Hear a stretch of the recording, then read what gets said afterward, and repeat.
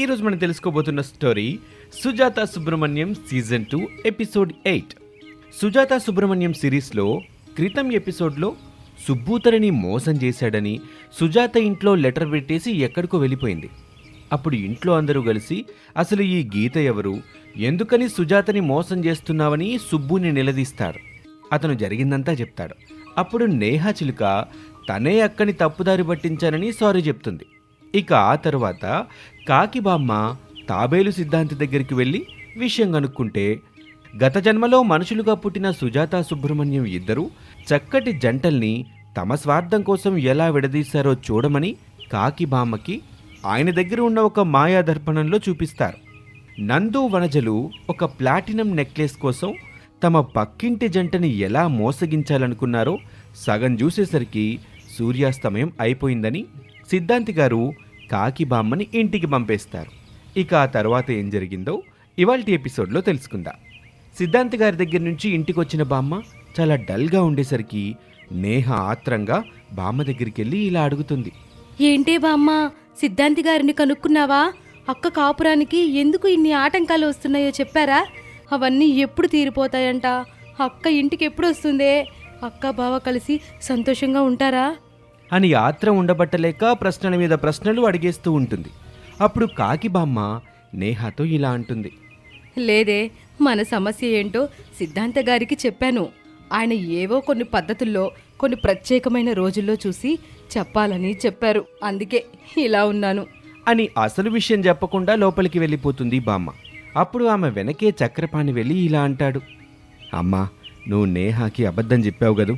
అక్కడ సిద్ధాంతి గారు నీకేదో విషయం చెప్పారు, కానీ అది అంత మంచి విషయం అయ్యుండదు. అందుకే నువ్వు వచ్చేసుంటావు, అంతేనా అని పాని అనటంతో తల్లి కొడుకుతో ఇలా అంటుంది. అవునరా పాని, సుజాత సుబ్రహ్మణ్యాలది ఈ జన్మలో దోషం కాదట, అది పూర్వజన్మ దోషం. అప్పుడు వాళ్ళు చేసిన పాపాలే ఇవాళ వాళ్ళ కాపురాన్ని ఇలా చేస్తున్నాయని చెప్పారా. అంతేకాదు, మాయా దర్పణంలో నాకు చూపించారు. కానీ సమయం సరిపోక అసలు విషయం ఏంటో తెలుసుకునే లోపే ఆ జన్మ వివరాలు చూపించడం ఆపేసిందిరా ఆ మాయా దర్పణం అని చాలా బాధగా చెప్తుంది. అప్పుడు పాని ఇలా అంటాడు. సరేలే అమ్మా, రాతల్ని ఎవడు మార్చగలడు చెప్పు. అయినప్పుడే అవుతుందిలే, నువ్వు ఇదేది మనసులోకి తీసుకోకు. ఇంకా నీ ఆరోగ్యం కూడా పూర్తిగా కుదురుకోలేదు అని తల్లికి జాగ్రత్తలు చెప్పి వెళ్ళిపోతాడు. బామ్మకి మాత్రం తను చూసిన నందు వనజల స్వార్థం కళ్ళ ముందు కనిపిస్తుంది. బామ్మ అలాగే నిద్రలోకి జారుకుంటుంది. ఇక ఆ తెల్లవారి బామ్మ నిద్రలేచేసరికి ఇంట్లో రూపా నేహ ఇద్దరూ చక్రపాణితో ఇలా అంటూ ఉంటారు. అంకుల్, మనం వెళ్ళి పోలీస్ కంప్లైంట్ ఇద్దాం అంకుల్. ఇప్పటికే సుజాత వెళ్ళిపోయి ఒక రోజు దాటిపోయింది కదా. అవును పెదనాన్న, అక్క మిస్సింగ్ అని కంప్లైంట్ ఇద్దాం అని మాట్లాడుతూ ఉంటే కాకి బామ్మ అప్పుడే అక్కడికి వచ్చి ఇలా అంటుంది. ఏ కంప్లైంట్ అక్కర్లేదు, మీరు కాస్త ఆగండి. జరిగిన అపచారం చిన్నది కాదు, అలా అని జరిగేవంత ఘోరాలేమీ కాదు. అంతా నేను చూసుకుంటాను. ఈలోపు మీరు తొందరపడి ఇలాంటి పిచ్చి పనులు చేయకండి, అది సుబ్బుకి ఇబ్బంది అవుతుంది అని చెప్పడంతో సుబ్బు ఆ మాట విని ఇలా అంటాడు. పర్వాలేదు, కంప్లైంట్ ఇవ్వనివ్వండి బామ్మగారు. మీ ప్రయత్నం మీద మీరుండండి. మనం మానవ ప్రయత్నం చేయాలి కదా, ఆ తర్వాత దైవం అనుకూలిస్తుందా లేదా అన్నది తెలుస్తుంది అని సుబ్బు చెప్పి బామ్మని కన్విన్స్ చేయటంతో బామ్మ మరేమీ మాట్లాడలేదు. ఇంతలో పాణి ఫోన్ రింగ్ అవుతుంది.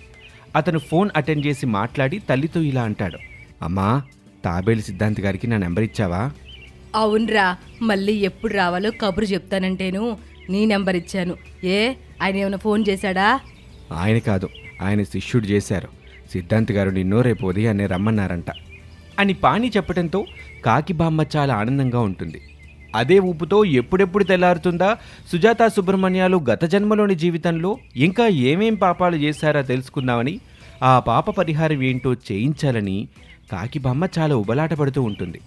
రాత్రంతా నిద్రపోకుండా తెల్లారగానే స్నానం గానిచ్చుకొని సిద్ధాంతి గారి గుమ్మంలో వాలిపోతుంది బామ్మ. అప్పుడు సిద్ధాంతి గారి శిష్యుడు బామ్మతో ఇలా అంటారు. అమ్మా, ఒక్క 5 నిమిషాలు అవ్వగానే మిమ్మల్ని పంపిస్తాను అని శిష్యుడు చెప్తాడు. ఇక బామ్మ సరే అని ఓపిగ్గా ఉంటుంది. కాసేపటికే సిద్ధాంతి గారి కబురు రావటంతో కాకిబామ్మ లోపలికి వెళ్తుంది. అక్కడ సిద్ధాంతి గారు బామ్మతో ఇలా అంటారు. ఏమ్మా, నిన్న మీరు చూసిన విషయాలేవి ఎవరితోనూ వివరంగా పంచుకోలేదు కదూ?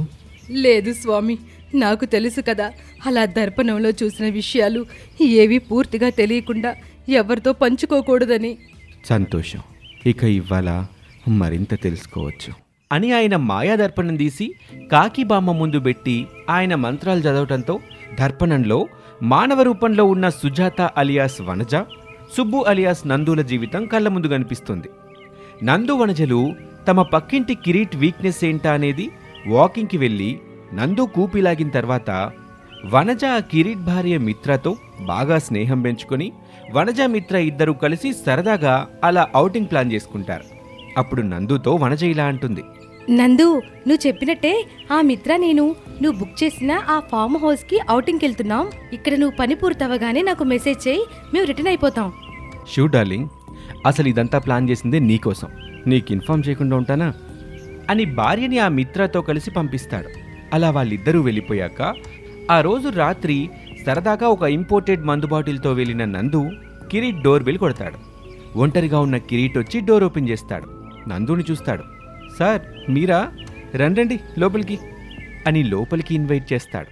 లోపలికి వెళ్ళిన నందు కిరీట్తో ఇలా అంటాడు, మా సిస్టర్ లేకుండా ఇలా ఉండటం తక్కువేమో మీరు. అలా నేను లేదు బ్రో, అప్పుడప్పుడు వెళ్తుంటారు కదా, అలాంటప్పుడే కదా మనకి మళ్ళీ బ్యాచులర్ లైఫ్ని ఎంజాయ్ చేసే ఛాన్స్ వస్తుంది. బాగా చెప్పారు, నేను అలాంటి బ్యాచులర్ అయిపోదామనే వచ్చాను. అవును, మీరు డ్రింక్ తీసుకుంటారు కదా? యా, ఎప్పుడైనా అకేషనల్గా. మన భార్యలు మనకి టైం వదిలేసి సరదాగా ఔటింగ్కి వెళ్ళారు, మనల్ని ఒక్క పూటైనా బ్యాచులర్ లైఫ్లో గడపమని. ఇంతకన్నా అకేషన్ ఏముంటుంది చెప్పండి, ఈ అకేషన్నే సెలబ్రేట్ చేసుకుందాం అని నందు చెప్పి నవ్వుతూ కిరీట్ని పార్టీ మూడ్లోకి తీసుకొచ్చేస్తాడు. అలా ఇద్దరూ మాట్లాడుకుంటూ మెల్లగా డ్రింక్ తీసుకోవడం మొదలు పెడతారు. నందు చాలా జాగ్రత్తగా కంట్రోల్లో ఉండి తాగుతూ ఉంటాడు. కిరీట్కి మాత్రం ఎక్కువ తాగించేస్తాడు. తాగిన మత్తులో కిరీట్ తన సొంత విషయాలు కూడా నందుతో షేర్ చేసుకుంటాడు. బ్రదర్, నా వైఫ్ అంటే నాకు ఎంత ప్రేమ నీకు చూపించినా అని చెప్పి చెయ్యి పట్టుకొని నందుని తమ బెడ్రూమ్లోకి లాక్కెళ్ళి కబోర్డ్లో మిత్ర కోసం తను కొన్న నగలు, కాస్ట్లీ డ్రెస్సులు, సర్ప్రైజ్ గిఫ్ట్లు అన్నీ చూపిస్తూ ఇలా అంటాడు, చూసావా బ్రదర్, ఈ ప్రపంచంలో ఏ హస్బెండ్ అయినా సరే తన వైఫ్కి ఇన్ని గిఫ్ట్స్ ఇస్తాడా? నేను ఇచ్చాను, నువ్విచ్చావా? లేదు బ్రదర్, నేను ఇవ్వలేదు, ఇవ్వలేను కూడా. ఇవ్వలేవు, నాకు తెలుసు. ఎందుకంటే వైఫ్ అంటే ప్రేమ ఉండటం కాదు, అది ఎలా చూపించాలో తెలియాలి. అది నాకు తెలిసినట్టు ఎవ్వరికీ తెలీదు. ఏమంటావు బ్రదర్, నేను కరెక్ట్ చెప్పానా లేదా అని చెబుతూ ఉంటాడు. కానీ నందు కళ్ళు మాత్రం తన భార్య కోరుకున్న ఆ ప్లాటినం నెక్లెస్ మీదే ఉంటుంది.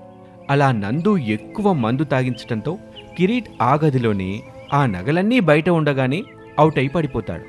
అప్పుడు నందు ఆ ప్లాటినం నెక్లెస్ని తీసుకొని ఇలా అంటాడు, బుజ్జిముండా, ఎన్నాళ్ళని ఒకే ఓనర్ దగ్గర ఉంటావు, చెయ్యి మారుదుగాన్రా అని నందు అంటాడు. కిరీట్ ఒక ధనవంతుడని తెలుసు. అతనికి సంఘంలో అన్ని రంగాల్లో మంచి పలుకుబడి ఉందని తెలిసిన నందు అంత తేలిగ్గా ఈ నగ కొట్టేస్తే తెల్లారేసరికి దొరికిపోతాడు కదా. ఆ విషయం నందు ఎందుకు వదిలేశాడు?